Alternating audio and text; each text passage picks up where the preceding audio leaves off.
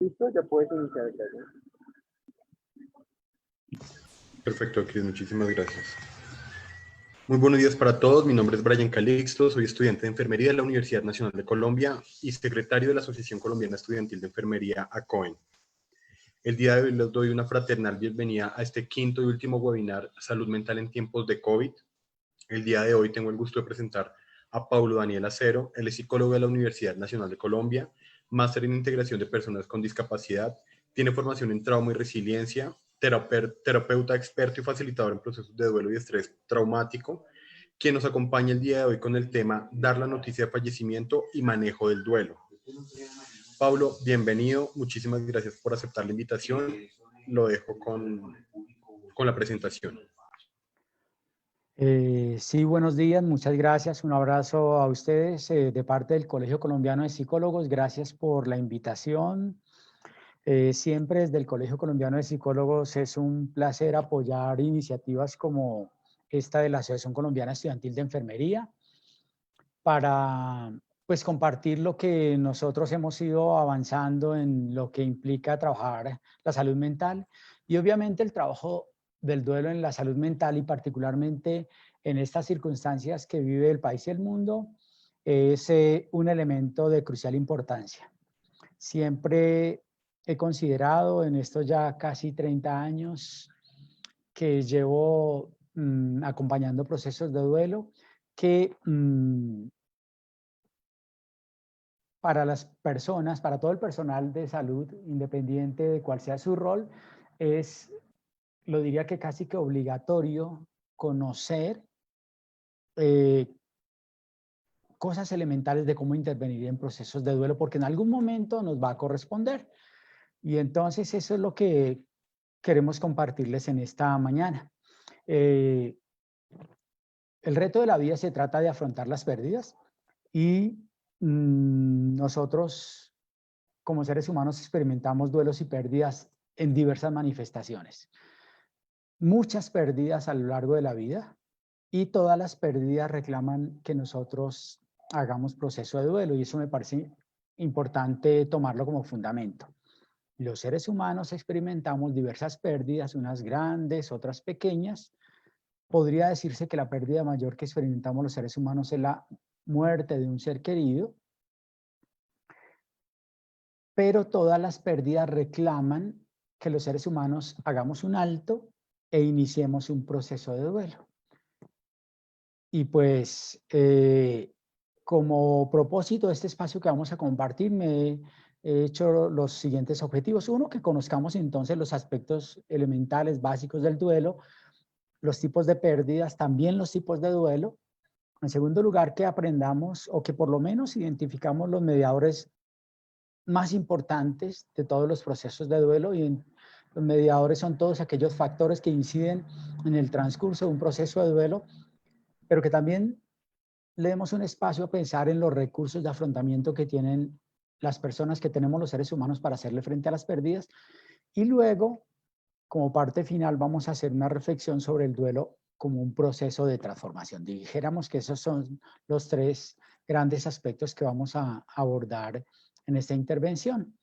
Y para iniciar en esta intervención, yo quisiera que me acompañaran en esta especie de quiz, de autoexamen que les propongo a ustedes como profesionales de enfermería en formación.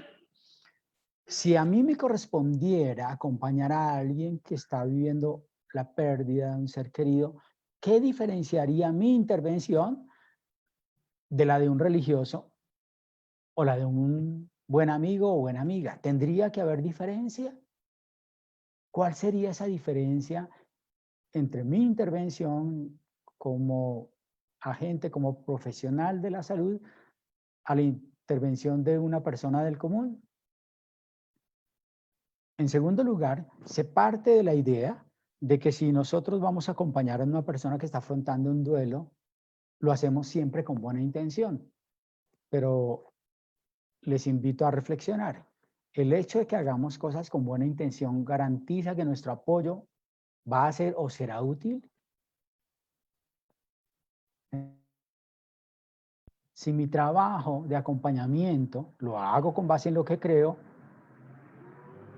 o con base en lo que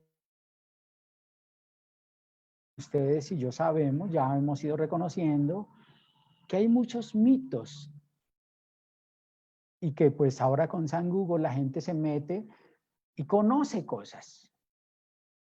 Pero esas cosas están mediadas por las creencias, por las convicciones.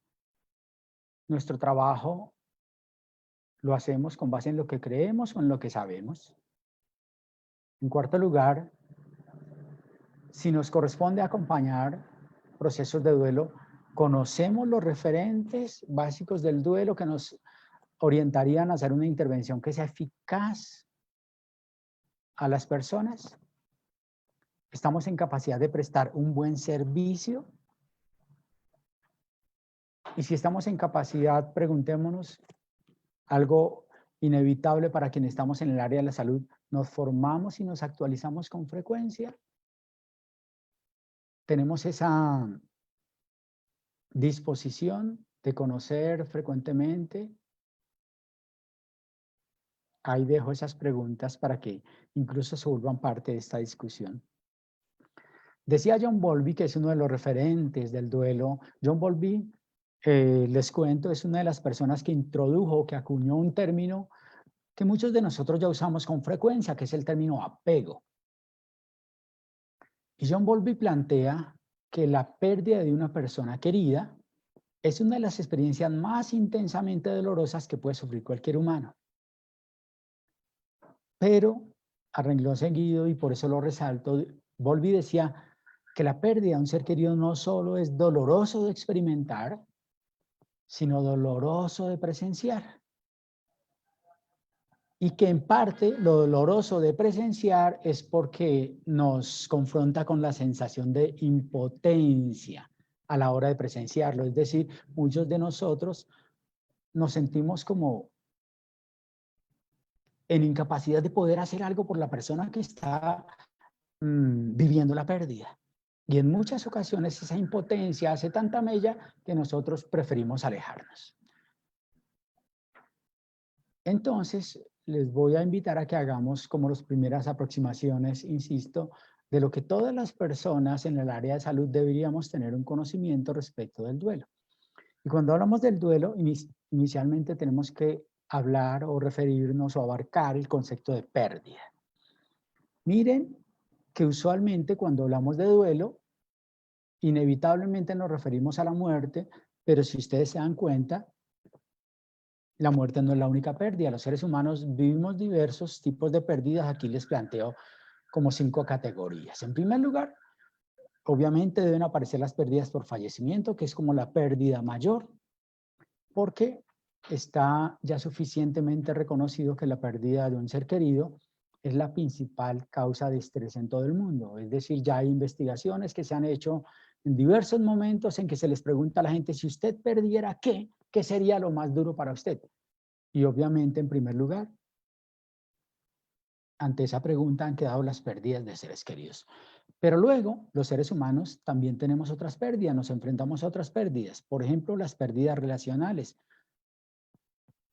rupturas amorosas, separaciones con la familia, hay dificultades, no nos pudimos entender, o el temperamento, el carácter, y eso hace que nos alejemos. Pero también perdemos amistades. A veces unas amistades de muy alto valor a las cuales usualmente la sociedad no les da el reconocimiento que se debiera. Pongo un ejemplo. Si cualquiera de nosotros perdiéramos a un ser querido, podríamos acudir a la ley que dice que si hemos perdido a un ser querido, a nosotros nos dan unos días por algo que se llamaría calamidad doméstica. Pero si usted perdiera no a un familiar, sino a un amigo, ¿le darían esos 5 días de calamidad doméstica? Se supone que no, porque no es consanguíneo suyo. Como si se estuviera diciendo que eso no le debe impactar tanto. Y no sé si ustedes estén de acuerdo conmigo, que hay relaciones afectivas de amistad poderosas y fuertes, incluso en algunas ocasiones, tan o más fuertes que una relación familiar. Un tercer tipo de pérdidas son las materiales. Diversas pérdidas materiales. Cuando pensamos en pérdidas materiales, obviamente pensamos en pérdidas económicas, en negocios que fracasaron, pero aquí estoy aunando otras. Por ejemplo, un despido es una pérdida efectiva que cabe dentro de las materiales, es tangible. Un cambio de trabajo también implica una pérdida. Tener que dejar un grupo con el que yo compartía, un equipo de trabajo con el que yo ya había engranado, implica una pérdida. Un cambio de ciudad, que es tener que dejar grupos de referencia, redes de apoyo. Todo eso también cabe dentro de las pérdidas. En cuarto lugar están las pérdidas funcionales, que implica la pérdida de alguno de los sentidos o capacidades físicas, que en Colombia también están a la orden del día con mucha frecuencia.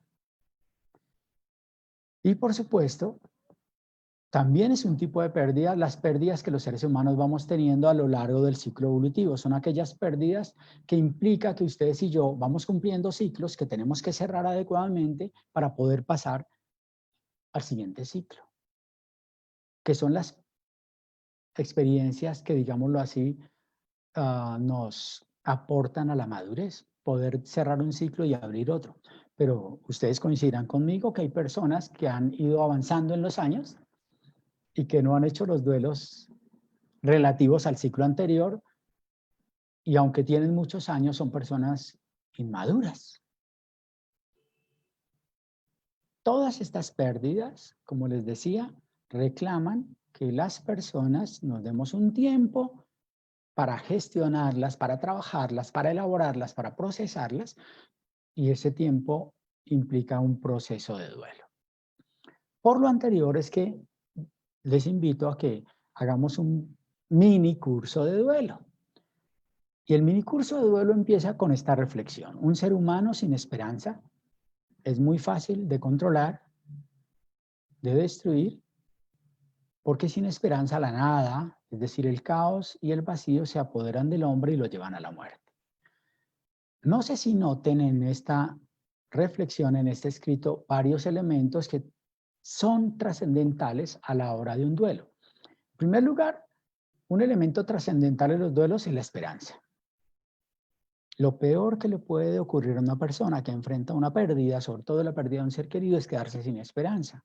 Porque cuando uno se queda sin esperanza, pues uno también empieza a pensar en la propia muerte, porque le perdió el sentido a la vida. Y habrán notado ustedes, si conocen a personas que han experimentado duelos, que una de las características de las personas en sus tiempos iniciales de duelo es que no quieren saber ni de nada ni de nadie. Y pues el problema es que si las personas no generan esperanza en cualquier circunstancia de pérdida, son muy fáciles de controlar o destruir. Es decir, cualquier otra cosa que venga en la vida simplemente va a tornarse como el acabose. También hablamos de que cuando las personas no tienen esperanza, se quedan como una especie de nada, de vacío, de caos, que hace que su vida transite como a tumbos y que hace que su vida no sea vivida, sino simplemente existida. Entonces, un duelo tiene el propósito de ser ese lapso de tiempo que, bien trabajado, hace que las personas poco a poco recuperen la esperanza, con lo cual lo que les quiero decir es que quienes acompañamos en duelo, para poderlo hacer de alguna manera tenemos que estar como recargados, por decirlo así, de esperanza que podamos compartirle a las personas en duelo. Para poder hacer un buen curso de duelo y para poder ser generadores de esperanza, tenemos que enfrentarnos a un pequeño problema, y verán el pequeño entre comillas. ¿Cuál es ese pequeño problema? Que nuestra sociedad, que nuestro aparato educativo, que nuestra crianza o nuestros sistemas de crianza, en nuestro sistema la contingencia, la finitud, el sufrimiento y la muerte, pero también fracaso, pérdida, no forman parte del sistema del hombre occidental. Y no solamente no forman parte, sino que son incómodas y extrañas. ¿Qué quiero decir con esto?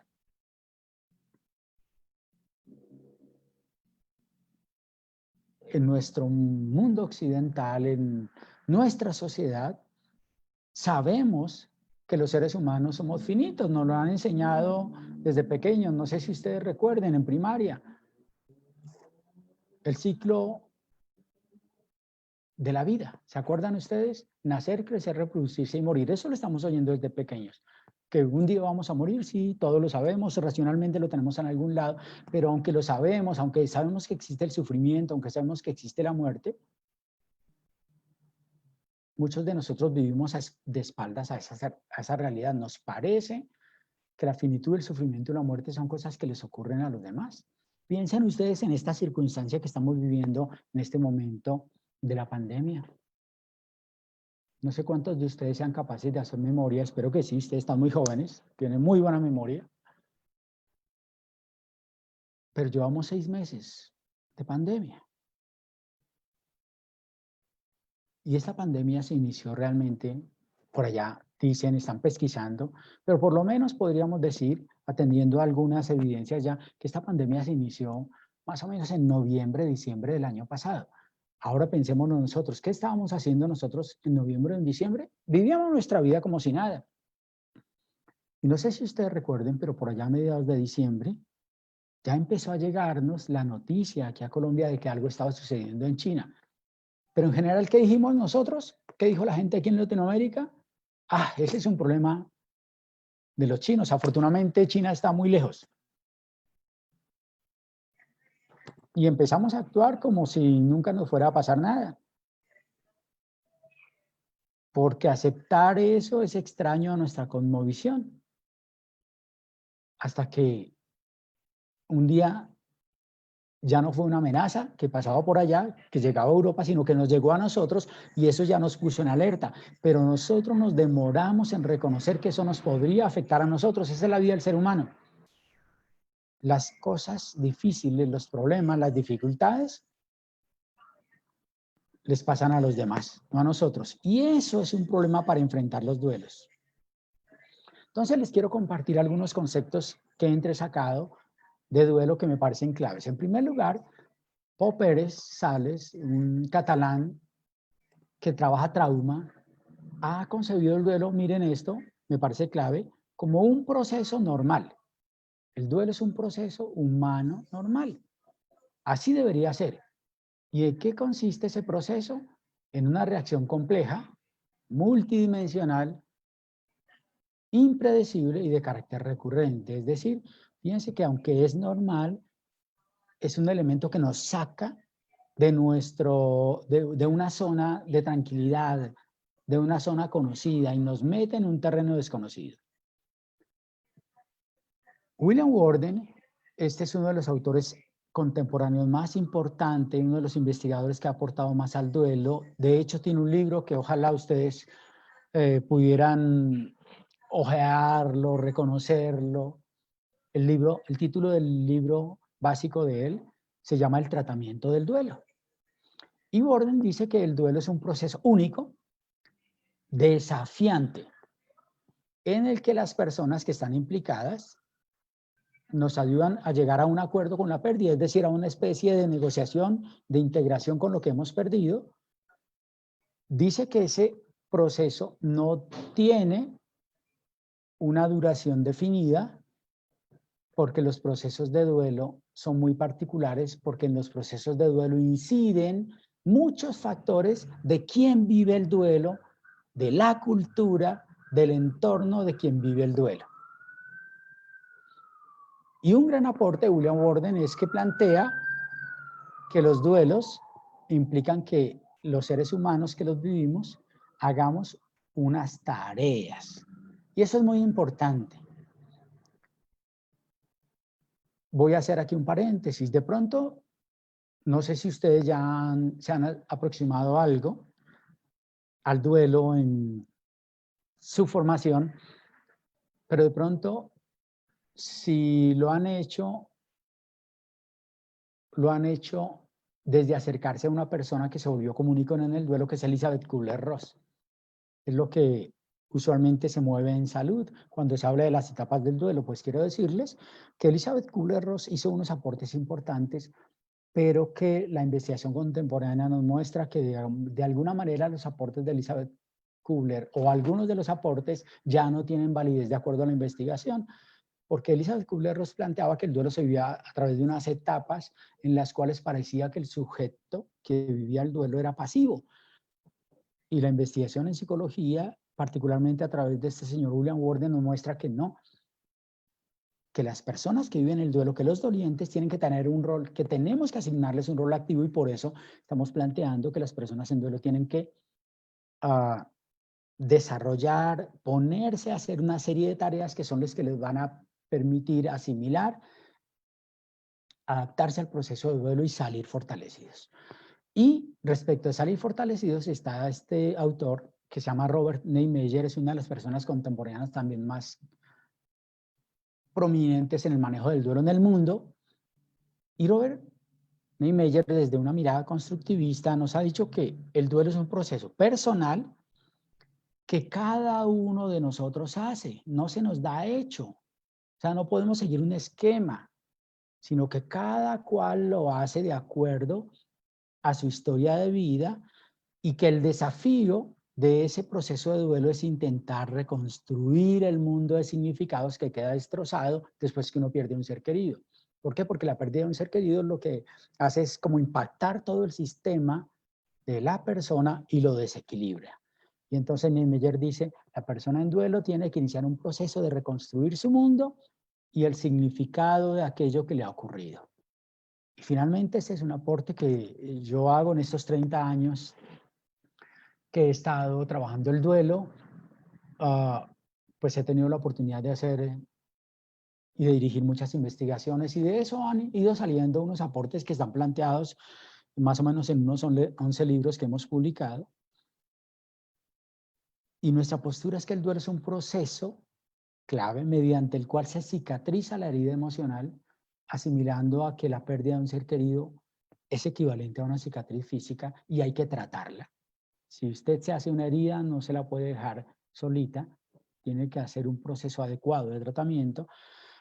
Y ese proceso de duelo, ese proceso de cicatrización implica recuperar el sentido de propósito que lo pierde usualmente la persona en duelo. Yo no quiero vivir más, mi vida ya no vale la pena, después de que perdí al ser querido, perdí el sentido de mi vida. Recuperar el deseo de seguir viviendo, amando, riendo, pero, y este es el aporte que queremos hacer, un proceso de duelo debe llevarnos al crecimiento como personas. Y ese crecimiento implicaría entonces una, de nuevo, inyección de esperanza. Por eso les decía anteriormente que de alguna manera quienes acompañamos en duelo debemos tener una sobrecarga, por decirlo así, unos buenos recursos de esperanza para ayudarle y compartirle esa esperanza a los dolientes. Entonces redefinamos. El duelo es un proceso normal, ¿de acuerdo? Nos dolemos, lloramos, nos aislamos, pero todo eso es normal cuando tú has recibido un impacto que no estaba dentro de tus planes. Ese impacto afecta la integralidad de la persona, es decir, todas las áreas que componen nuestra personalidad.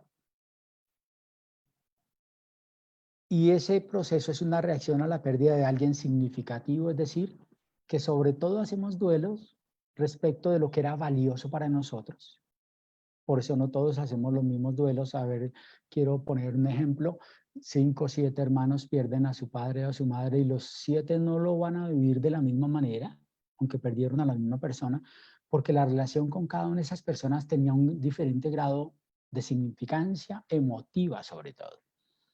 Pero ese es un planteamiento que yo hago. El duelo debe ser un proceso de amor por nosotros, pero también de amor por lo que nos acompañaron durante el lapso de la vida, durante un tramo de este camino, que nos ayuda a rehacernos, a reacomodarnos, a reinventarnos, a replantear muchas cosas en ese propósito de crecer por la experiencia de vida compartida en homenaje a quien amamos. Entonces aquí le sumamos otra cosa, y es que decimos que el duelo es un trabajo para construir memoria, para construir legado. Si ya hablamos de los tipos de pérdidas, ahora hablemos de que hay diferentes tipos de duelo. Y entonces encontramos en la literatura que hay unos duelos que se han denominado anticipados. Este concepto de duelo anticipado lo acuñó un investigador, Eric Lindemann, por allá en los años 40, y con ese concepto quiso dar a conocer de que hay circunstancias en las cuales nosotros podemos anticiparnos a que vamos a tener una pérdida, y que todo eso que vivamos previo a tener una pérdida es un proceso de lo que se llamaría anticipado. Eso es lo que ustedes, o la mayoría de ustedes, van a vivir en una clínica, en un hospital. Cuando uno tiene una persona enferma, sobre todo dependiendo de la gravedad de la enfermedad, de las circunstancias que esté pasando, pues ese espacio se va a convertir en un espacio para hacer el duelo, porque de alguna manera la muerte está ya en el horizonte. En segundo lugar, además de los duelos anticipados, están los duelos que se denominan retardados. ¿Quiénes hacen duelos retardados, inhibidos o negados? Las personas que por ayudar a los demás adoptan una postura de fortaleza. Es que yo tengo que ser fuerte por. Y ese ser fuerte implica entonces no expresar. Y cuando una persona no expresa lo que debe ser expresado ante las pérdidas, lo que está haciendo es retardando su proceso de duelo y posiblemente en algún momento esa persona se enferme, haga crisis, etc. Por eso decimos que ese duelo retardado es potencialmente patogénico, porque la persona no está afrontando su realidad. Un tercer tipo de duelo es el denominado crónico. Es decir, las personas que viven un duelo, pero parece que se hubieran quedado estancadas en lo que les pasó. Y miren cómo lo planteo, es como si el doliente mantuviera a su ser querido vivo a través de su dolor. No me doy el permiso de volver a sonreír, de tener un momento grato, porque me parece que eso es como serle infiel al ser querido.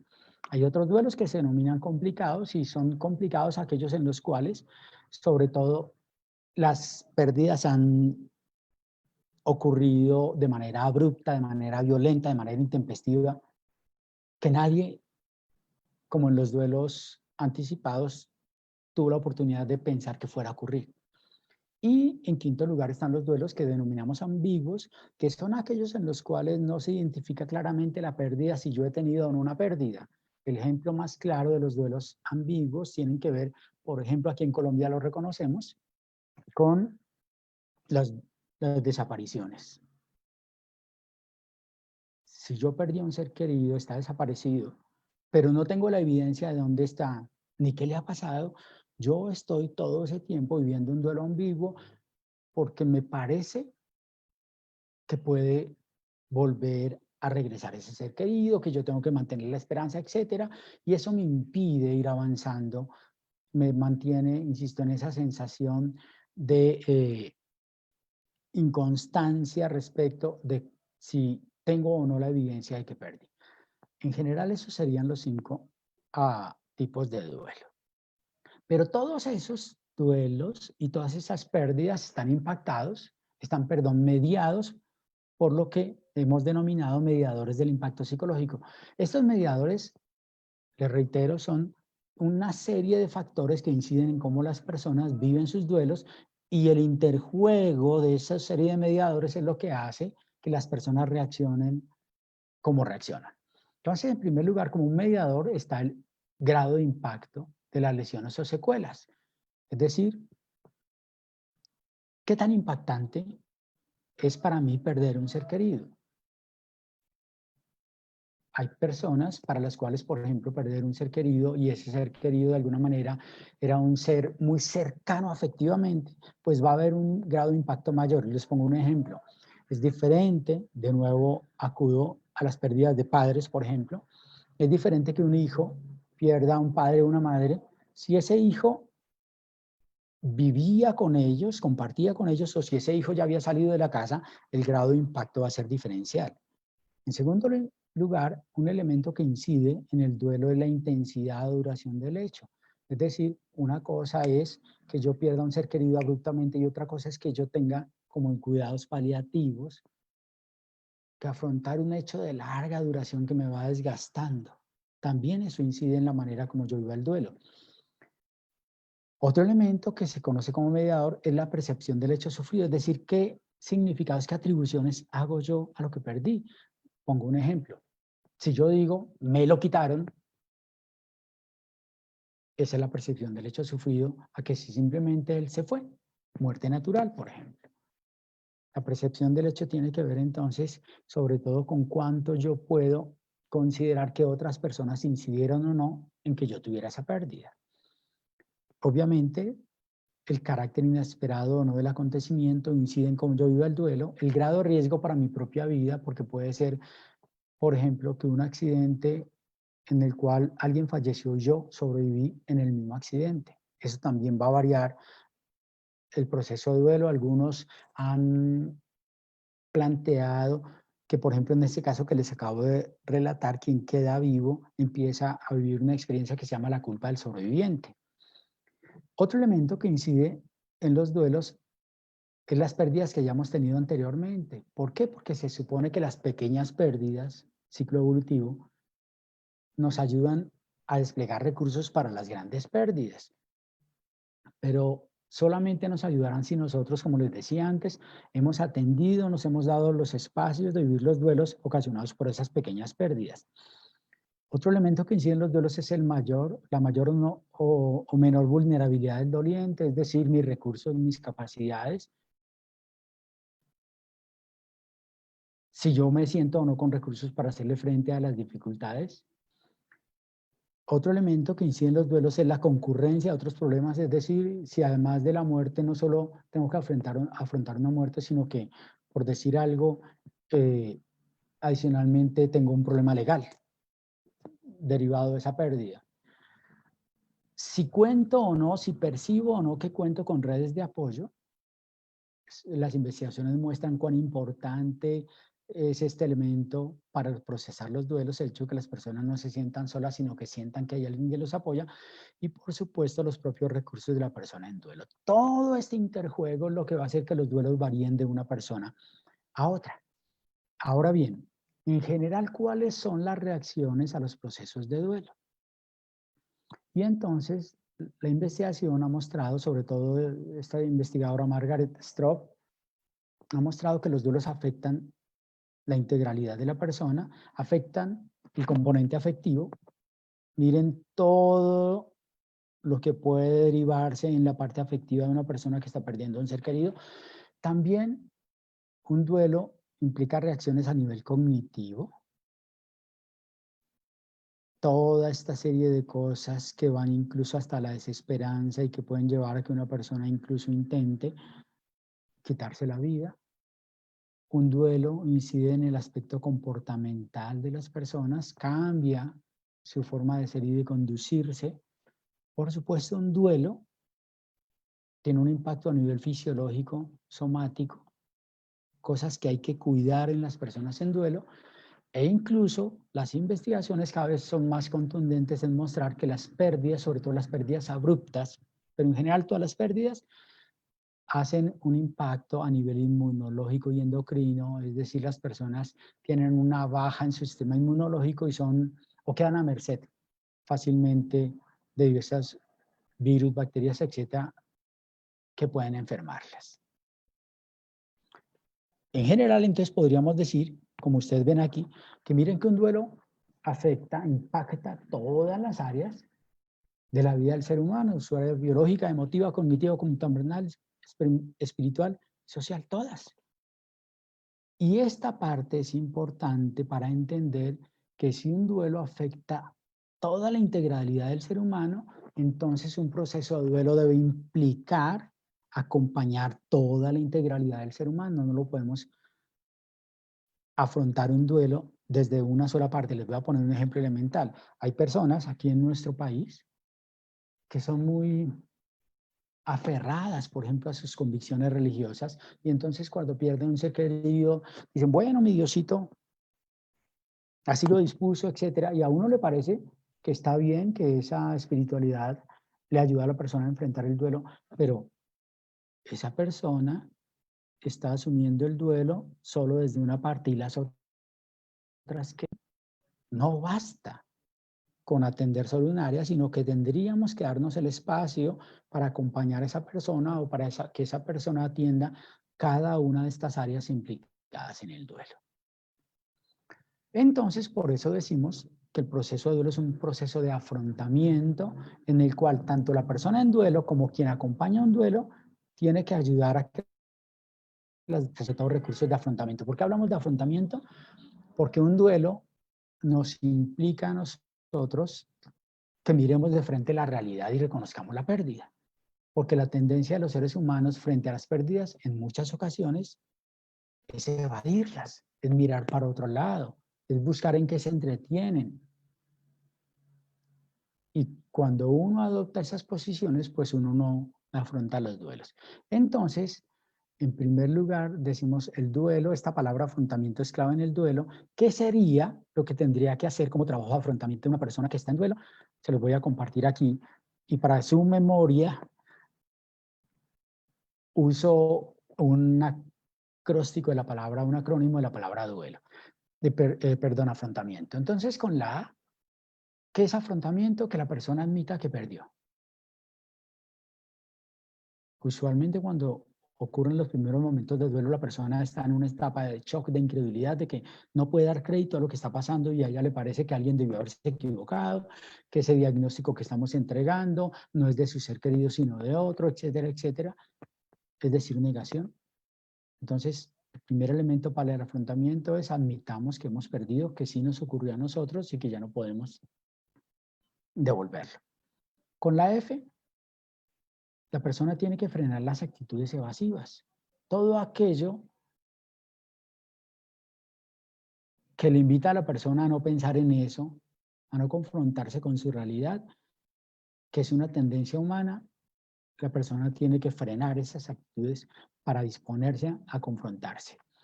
La persona tiene que romper la tendencia al aislamiento. No sé si lo han notado, cuando una persona está en duelo, se encierra, no quiere saber de nada, no quiere hablar. Y esa tendencia lo que hace es agravar los procesos de duelo, complicarlos. Tenemos que llevar a que las personas se ocupen de sí mismas, así sean muy pequeñas cosas, pero ocuparse de sí mismas. ¿A qué me refiero?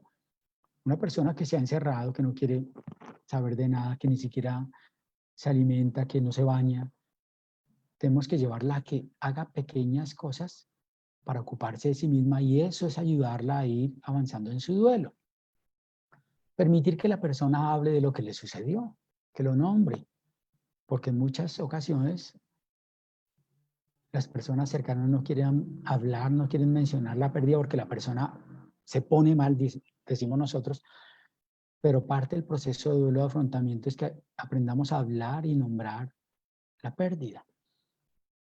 Afrontamiento implica llevar a que las personas tiendan lazos hacia la vida y hacia los vivos, es decir, que no se queden en lo que les pasó. Afrontamiento implica ir haciendo un proceso de adaptación a una vida sin ese ser querido. Es decir, yo jamás volveré a ser la persona que era antes, tengo que irme acomodando a esa nueva vida sin el ser querido. Tengo que aprender a mantener un recuerdo agradecido. Un elemento clave de que vamos afrontando el duelo y lo vamos superando es que podamos hablar y pensar respecto al ser querido en un tono de agradecimiento. Obviamente, el duelo implica que integremos la experiencia dura, difícil a nuestra vida, que la hagamos parte de nuestra historia de vida, pero que la hagamos una parte no necesariamente destructiva, sino a partir de la cual nosotros podemos asumir un reto para crecer. El duelo obviamente implica que trabajemos las culpas. Yo en estos 30 años que he trabajado en duelo, he notado y se los comparto a ustedes que en general en cualquier duelo se aparece la culpa. Siempre habrá culpa. Si yo hubiera hecho, si no hubiera hecho, si yo hubiera dicho, si no hubiera dicho. Y ese es un elemento clave que trabajar en los duelos. Siempre hay que trabajar en la reducción o en el afrontamiento respecto de las sensaciones de culpabilidad. Es aprender a nombrar al ser querido sin que el dolor nos desborde, nos agobie. Afrontamiento es transitar del dolor inicial de toda pérdida a la esperanza. Esperanza es algo va a suceder, yo voy a provocar que algo suceda, pero no me voy a quedar en esta circunstancia y tenemos que aprender a observar la experiencia en perspectiva. Un duelo implica que yo mire hacia atrás y que yo entienda que eso que me pasó, pero no me sigue pasando. Ese sería el trabajo al que tenemos que acompañar a las personas en duelo. Pero luego el afrontamiento tiene una segunda perspectiva, que es lo que tiene que hacer el acompañante, el terapeuta, nosotros, los que estamos en el área de la salud acompañando a personas en duelo. ¿Cómo ayudamos a que la persona despliegue recursos de afrontamiento? Entonces, igual, a través de un acróstico se los comparto. Nosotros le ayudamos a las personas a aumentar la realidad de la pérdida. Si se dan cuenta, está en correspondencia con el ejercicio anterior. Mientras que la persona en duelo tiene que admitir que ha perdido, nosotros tenemos que ayudarle a la persona a aumentar la realidad de la pérdida. Se los voy a poner como un ejemplo. Mientras la persona en duelo se refiere a su ser querido, fallecido, diciendo: mi ser querido se fue, cuando él partió, cuando Dios se lo llevó, cuando se fue al cielo, eufemismos. Nosotros aumentamos la realidad de la pérdida cuando hablamos ya no con eufemismos, el ser querido no partió, no se fue, sino que falleció. Obviamente eso no se hace abruptamente, obviamente eso no se hace agresivamente, sino que se hace en un contexto de validación y de acompañamiento, pero yo uso esas palabras que son chocantes para la persona, pero que le ayudan a confrontarse con que esa es su realidad. De igual manera, quienes acompañamos en duelo ayudamos a favorecer la expresión verbal. No nos molesta, tenemos que volvernos diestros en que la persona hable una y otra vez de lo que le ocurrió, porque en esa medida en que la persona pone en palabras, va logrando una sensación de estabilidad y de control. Le ayudamos a las personas a romper las defensas psicológicas. Las defensas psicológicas son todas aquellas cosas que la alejan de lo duro, de lo doloroso, de lo real. Nosotros le vamos ayudando poco a poco a que ella acepte que lo que le pasó y que ya no puede cambiarlo de alguna manera, pero como dice un autor, no sé si ustedes lo conozcan, Víctor Frankl, dice: frente a lo que no podemos cambiar, nos corresponde cambiar a nosotros. Eso es trabajar las defensas psicológicas. Los acompañantes también le ayudamos a las personas a orientar la expresión emocional, y esto es clave. La gente en duelo siente emociones que se guarda, que no quiere compartir con nadie, y nosotros le orientamos a que sí lo haga y lo haga en un contexto de validación. No invalidamos los sentimientos de las personas, no les decimos: tú no te deberías estar sintiendo de tal o cual manera, no. Eso es, digamos, de alguna manera irrespetuoso con la dignidad de la persona. Vuelve a aparecer aquí esa palabra que les cité al inicio de Bowlby. Les ayudamos a trabajar los apegos. Bowlby decía que en alguna manera los duelos duelen porque estamos apegados a las personas, porque hemos hecho a otras personas el sentido de nuestra vida, y que un duelo nos mete en ese proceso de aprender a desapegarnos, valorar las personas que nos acompañan, pero entender que nosotros podríamos seguir adelante si ellas no estuvieran, pero también preparar a aquellas personas para que hagan su propio proceso, y entender que si alguno de nosotros nos ocurriera algo, también lo mejor que nosotros quisiéramos es que ellos no estancaran su vida, sino que siguieran adelante. Los acompañantes acogemos, brindamos contención emocional, movilizamos sentimientos, sobre todo esos sentimientos con los que las personas, reitero, no se quieren contactar: la tristeza, la rabia, la culpa, el miedo. Les ayudamos, y eso es clave, a identificar los recursos personales. Un acompañante en duelo no solamente tiene que mirar el impacto que está teniendo la persona, sino qué elementos o recursos personales tiene la persona para hacerle frente a esto que le está ocurriendo. Les ayudamos a examinar un proyecto de vida. Les ayudamos a que no se queden estancados o que no se regresen después de que van haciendo el proceso de duelo.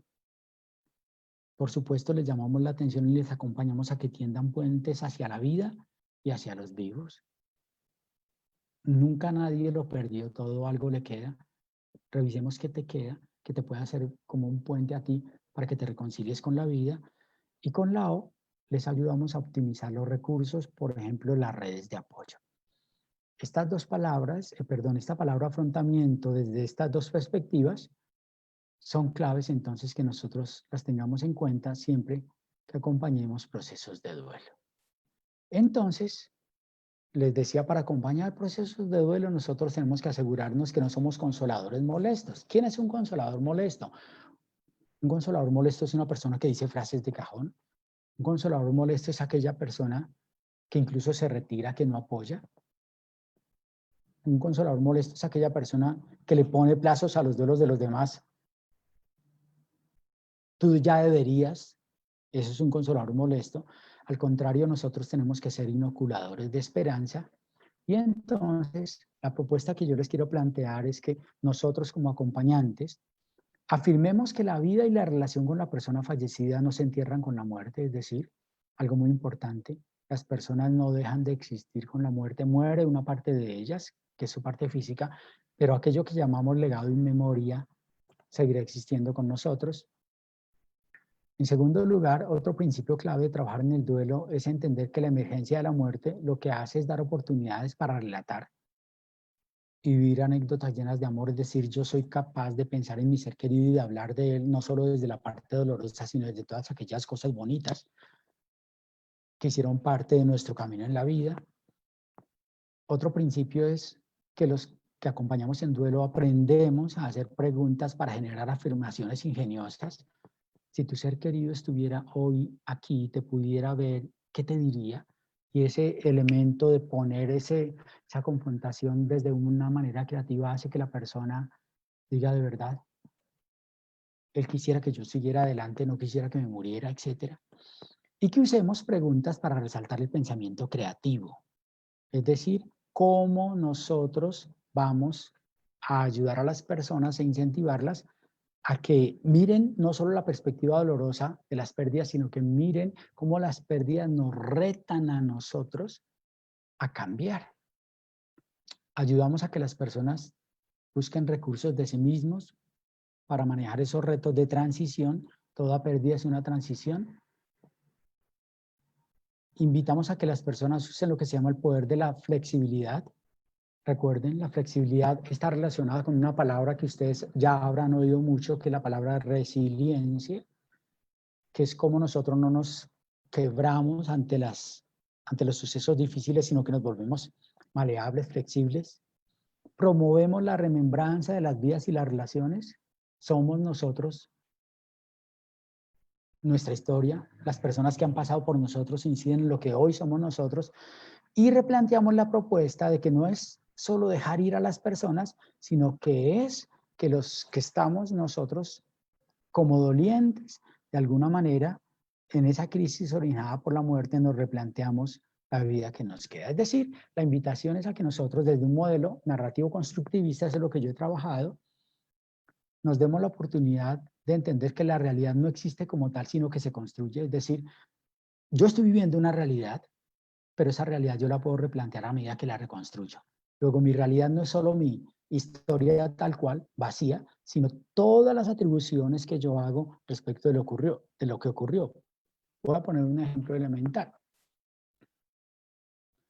Durante mi ejercicio yo he acompañado a soldados víctimas de minas antipersona. Pelados muy jóvenes. Recuerden lo que sucedió ayer, por ejemplo, en el Caquetá. Un pelado de 20, 21 años que pierde a raíz de una mina, una pierna, un brazo, un ojo, o todos a la vez. ¿Qué quiere un muchacho de esos? Sino morirse.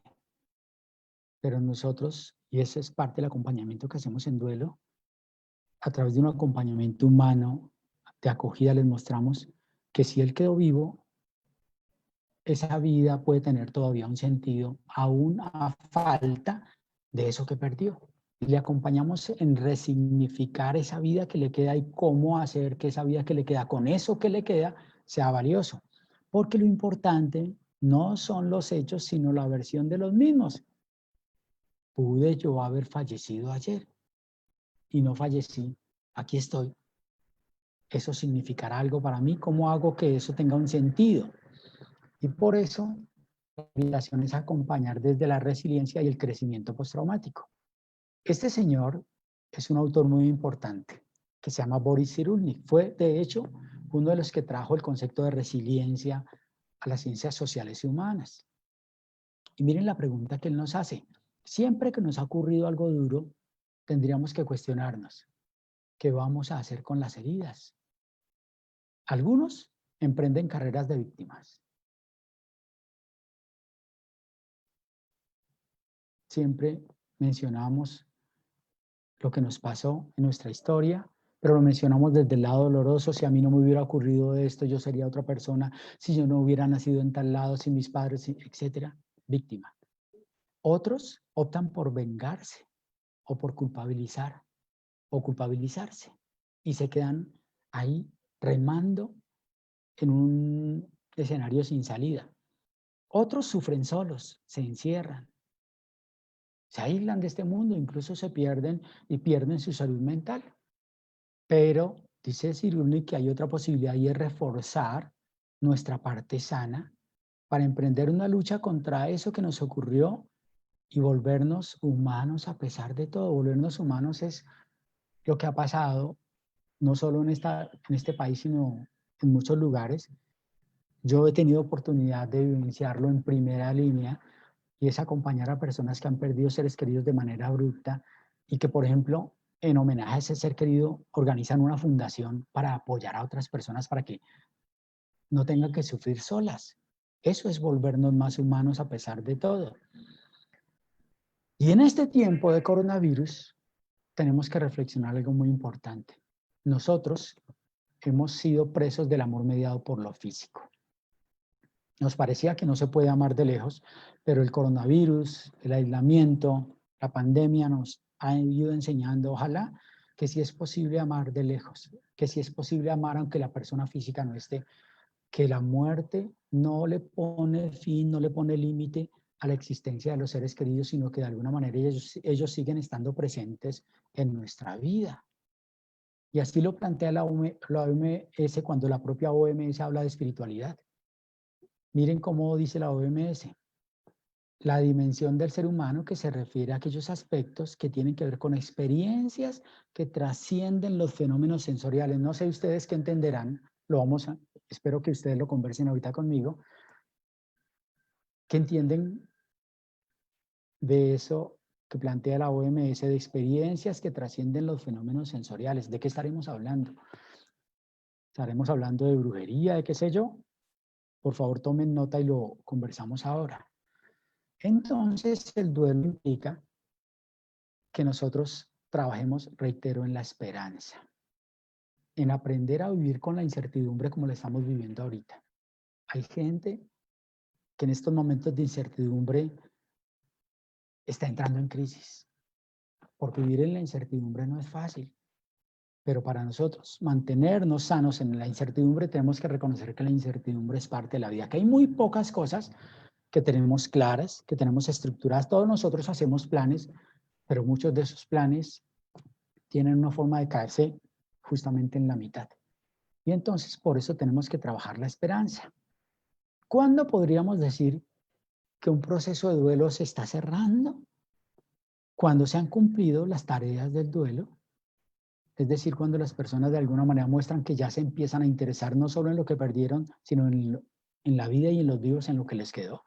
Cuando las personas pueden pensar y hablar de su ser querido sin que ese sentimiento de dolor los agobie, o cuando van predominando los buenos recuerdos del duelo, que es pensar en lo que el ser querido nos dejó, nos ayudó, nos proporcionó, nos enriqueció.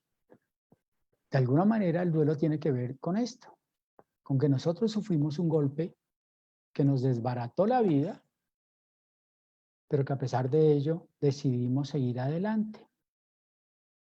Entonces, por eso planteamos que el proceso de duelo realmente es un proceso de cambio,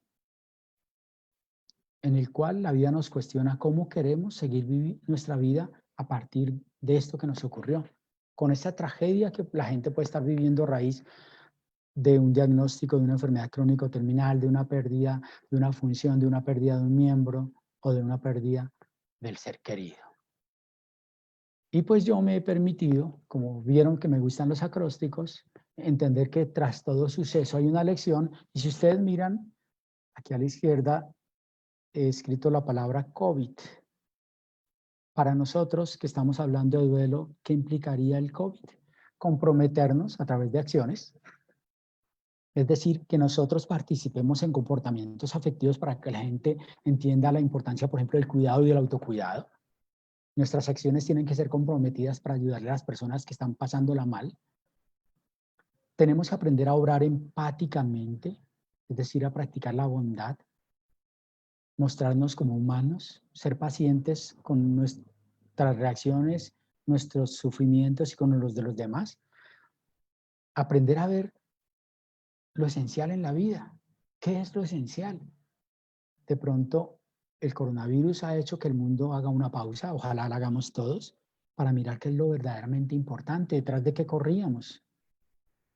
Que aprendamos a identificar los recursos propios y en el entorno, es decir, que aprendamos a obtener ayuda para reducir esa incertidumbre y construir fortaleza. Esa incertidumbre, insisto, que a muchos, seguramente si no la manejan bien, los tiene en estos momentos en estados de ansiedad, de crisis, de dificultad en su salud emocional y mental.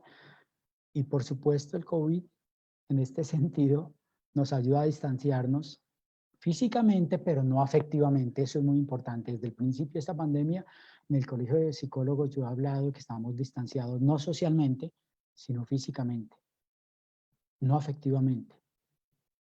Y eso nos implica observar las pautas de autocuidado. Entonces, volviendo a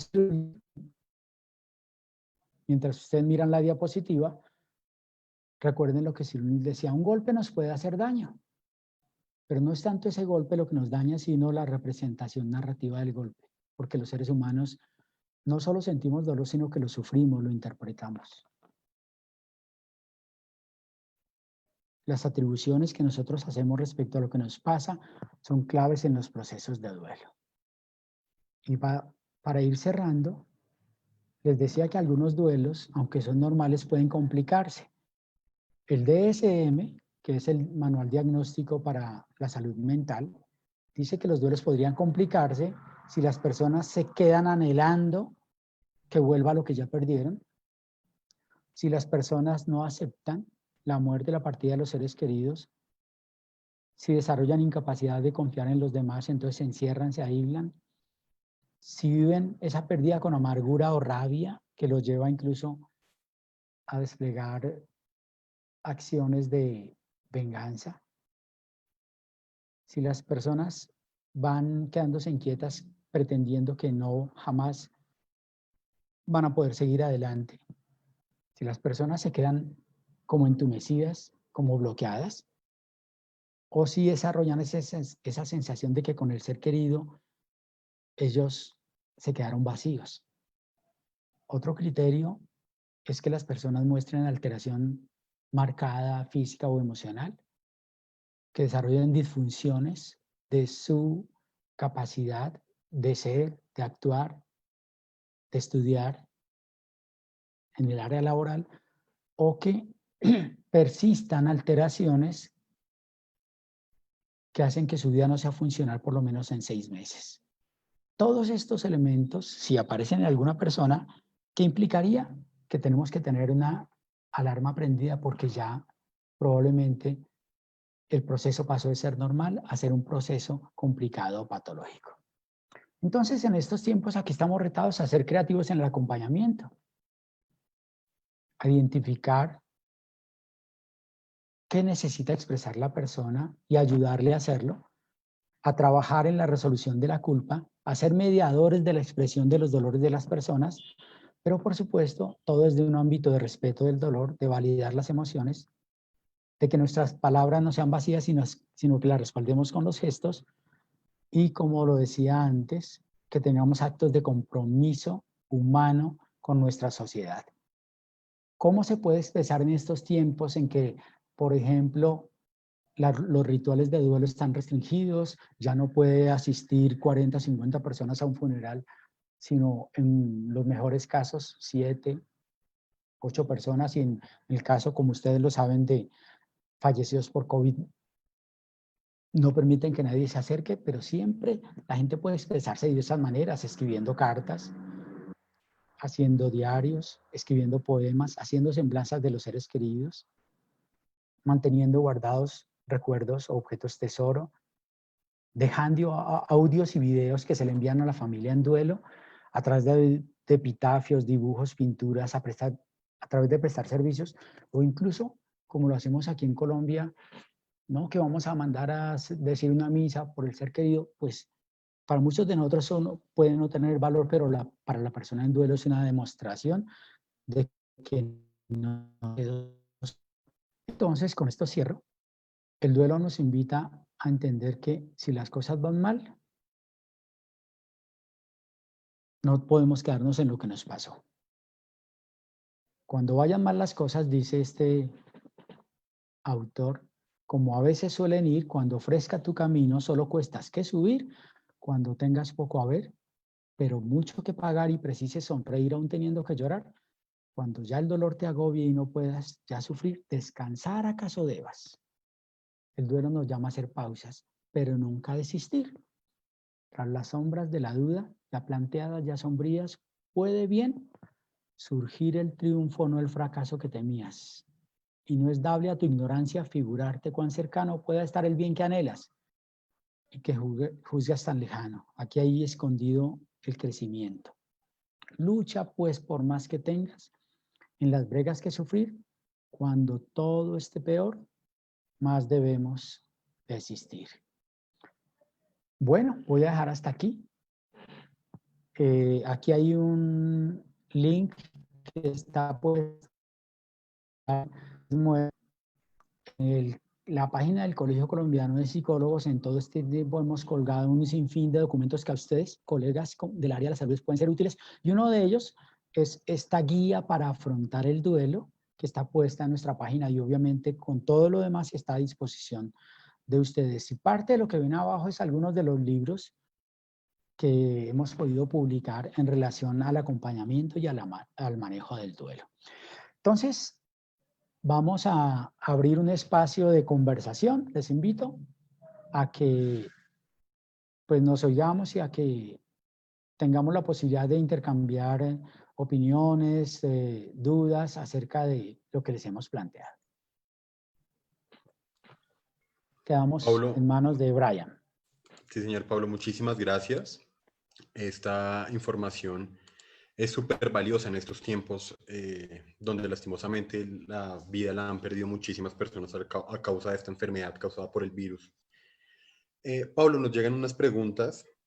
Una de ellas es, ¿necesariamente tienen que estar todos los criterios para que sea un duelo complicado o con uno basta? No, no todos los criterios. En general, usualmente el DSM, que es el Manual Diagnóstico de la Salud Mental, nos habla de que usualmente de 5 o de 6 criterios, 3 o 4 de ellos ya nos llevarían a hablar de que un duelo es complicado. Pero en general, yo les plantearía lo siguiente: si quiero intentar reconocer de una manera más o menos sencilla cuando un duelo es complicado o no, pensemos en lo siguiente. Cuando la persona perdió su funcionalidad. Por ejemplo, el duelo está alterando su rendimiento laboral. El duelo está alterando su rendimiento de aprendizaje. La persona ya no puede hacer cosas que antes relativamente hacía con facilidad. Ahí estamos diciendo el duelo se está complicando. Y si lo pudiéramos respetuosamente, es muy difícil hablar de tiempos, pero si lo pudiéramos poner en términos de tiempo, en general la experiencia nos muestra que cuando una persona han transcurrido 6 meses de la pérdida del ser querido y la persona todavía está tal cual como eso recién hubiera ocurrido, probablemente está yéndose hacia un duelo complicado. ¿Por qué? Aunque no basta con el tiempo, en 6 meses uno esperaría que de alguna manera la persona se fuera adaptando a esos nuevos espacios sin el ser querido. Si no lo han hecho, insisto, y se mantiene en un lugar como si hasta ahora hubiera ocurrido, probablemente la persona, insisto, esté cursando hacia un duelo complicado. Muchísimas gracias, Pablo. Pablo, otra de las preguntas es, ¿qué debo hacer con los objetos materiales o con las pertenencias materiales del ser querido que ha fallecido? Esa pregunta es supremamente importante porque hace parte crucial del proceso de duelo. En general, la tendencia de las personas, de los dolientes y de las familias cuando ha fallecido un ser querido. En general, la tendencia es desprenderse rápidamente de los objetos, de la ropa, de las pertenencias. Y lo que nosotros solemos enseñar es que eso no se hace. ¿Por qué? Porque lo que estamos haciendo es una respuesta de simplemente evitación. Esas cosas, esos lugares nos confrontan y ya vimos que el proceso de duelo es fundamentalmente un proceso de afrontamiento.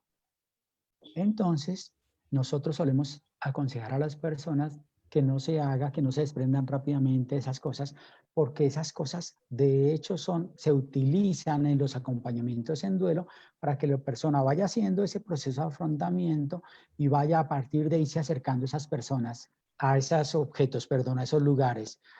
Progresivamente vaya desarrollando estrategias de afrontamiento, fortaleza, resiliencia.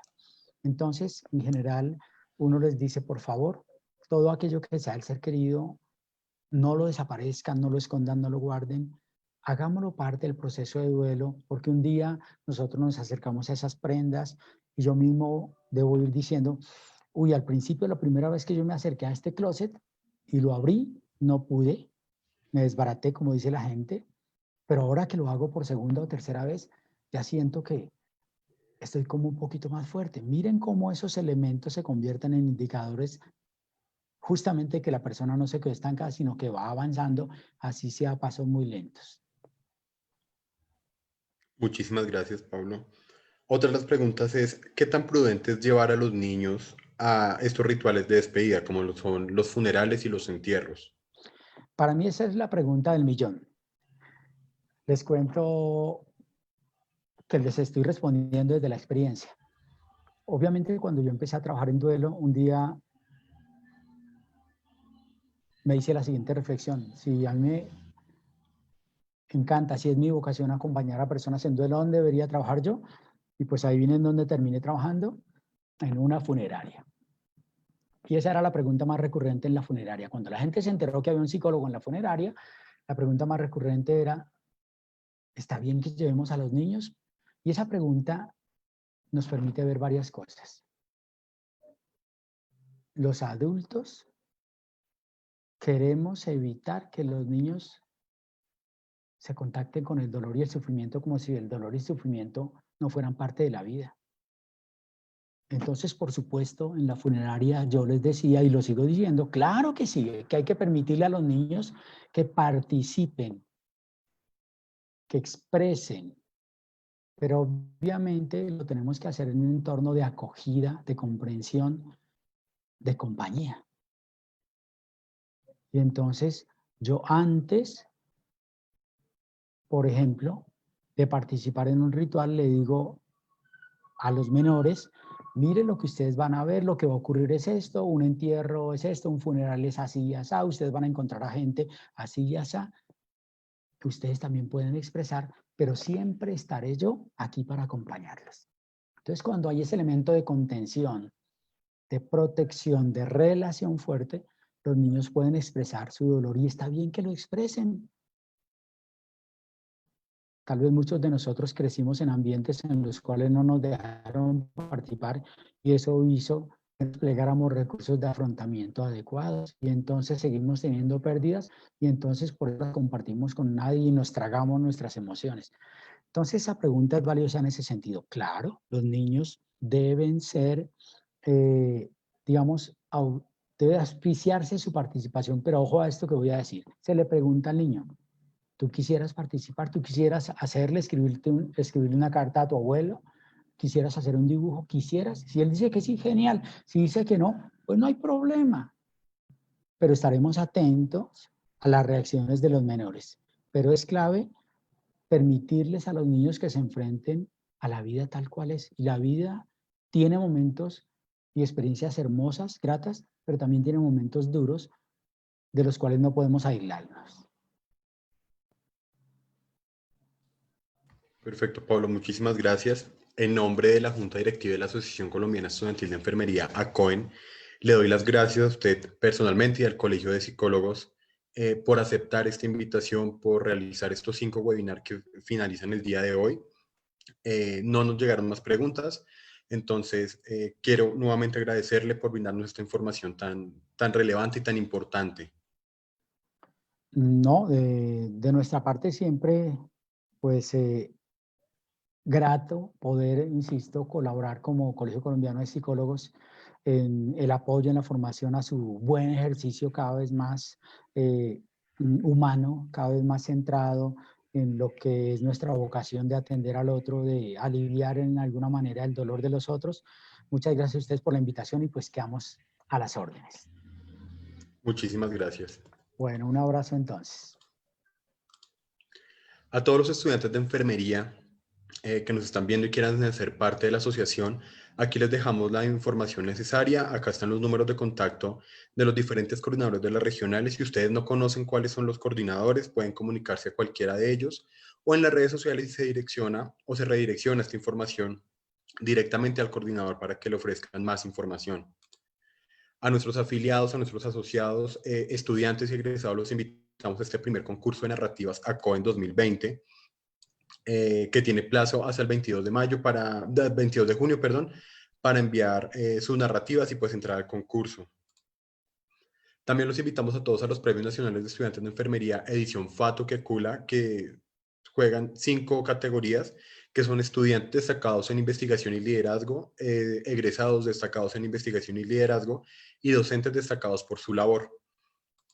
Para más información los invitamos a seguir nuestras redes sociales, a ingresar a la página www.acoem.org.co para recibir la información necesaria. A todos, muchísimas gracias por participar de estas 5 capacitaciones, estos 5 webinars que se hicieron en conjunto con el Colegio de Psicólogos Colsic, y nos vemos en una próxima oportunidad. Que estén muy bien, hasta luego.